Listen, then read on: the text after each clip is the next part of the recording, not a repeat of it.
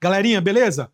Comentando a playlist do Enem 2025, prova verde, questão de número 8. Olha só o enunciado, ó. O elemento que caracteriza esse texto como uma crônica. Bacana, porque você pela primeira vez teve essa ideia de um texto para 5 questões, né? Já sabemos que é uma crônica. Vamos relembrar? Crônica é uma forma comunicativa, uma forma que trabalha com dois gêneros. Ela é literária, mas ela também é jornalística. Ela é híbrida, ela mistura as duas possibilidades. Essa questão aqui vai cobrar mais o elemento literário dela. Por quê? Vamos ver. Competência 5, habilidade 16. Você entender. Todo ano o Enem gosta de cobrar gêneros, pessoal. E crônica é o gênero que mais apareceu. Mas já apareceu fábula, já apareceu conto, já apareceu apólogo, mas crônica é impressionante. Inclusive é o segundo ano seguido. Em 24 já havia caído uma questão sobre o conceito de crônica, que é o caso aqui. Então é a habilidade 16, você entender os procedimentos de construção de um texto literário. Vamos lembrar que existem 3 gêneros: o lírico, o narrativo e o dramático. Só na tela agora para vocês. Ó. O lírico trabalha com o quê? Com a poesia, com os sentimentos. É um soneto, é um idílio, é uma ode, é uma canção, tá? Gênero narrativo, onde está a crônica, precisa de narrador. Pode ser primeira pessoa, pode ser terceira pessoa. Normalmente a crônica é mais objetiva, normalmente a crônica, o texto narrativo, trabalha com descrição, vai contar uma história, mas eu disse normalmente, porque também você tem subjetividade, é óbvio, no narrativo. E no gênero dramático são as peças teatrais, o alto, a farsa, o drama, né? As comédias, as tragicomédias e por aí vai. Agora, especificamente o gênero narrativo, ele pode ser pelo discurso direto, quando você tem um travessão. Veja que nesse texto você não encontra, porque a autora está falando em primeira pessoa, então ela mesmo está narrando, então não precisa ter o travessão. Tem o discurso indireto, quando o narrador fala pela personagem, e o direto livre, quando mistura os dois. Muito comum em romances de Graciliano Ramos, Machado de Assis, Clarice Lispector. Em cima disso, essa objetividade narrativa descritiva acontece, mas não se perde a subjetividade, obviamente, do autor. Conto, romance, mas o destaque da questão é o quê? Crônica, pessoal.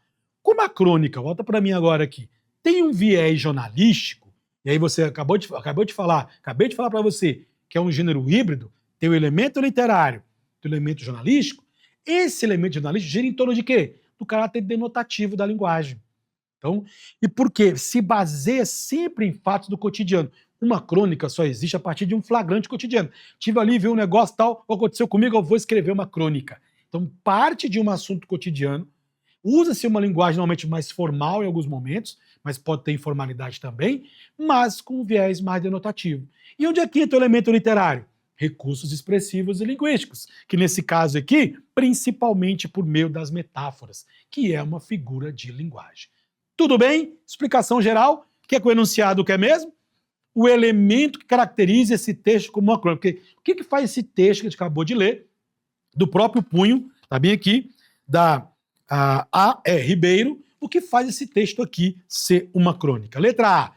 Defesa das opiniões da autora sobre um tema interessante de interesse coletivo.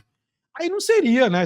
Podia ser um artigo de opinião, que podia ser uma reportagem. Isso não faz ser uma crônica. Normalmente a crônica tem um viés aí um pouco pessoal. É uma abordagem cotidiana um pouco pessoal. Pode ser coletivo? Pode. Mas não é isso que caracteriza a crônica como um todo. Aí aquela coisa, mas se pode, não pode ser a letra A? Tá, mas é esse texto, né?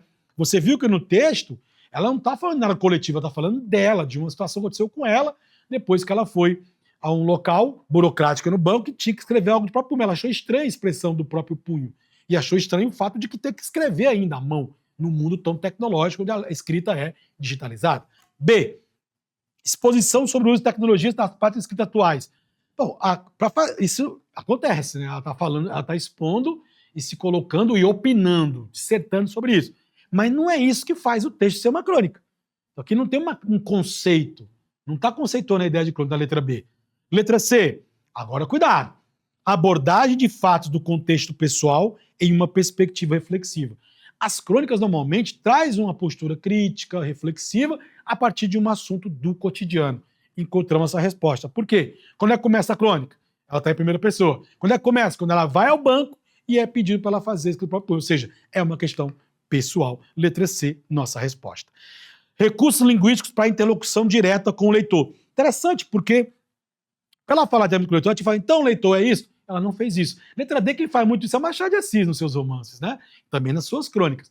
Mas não acontece isso, ela não está conversando com você, ela não está promovendo na função fática um diálogo com você, não. E letra E, apresentação do acontecimento de segunda ordem de sucessão no tempo. Não, uma crônica ela pode começar pelo presente, pelo passado, ela não tem uma lógica em relação à questão do tempo. Portanto, questão número 8, Enem 2025, letra C para você.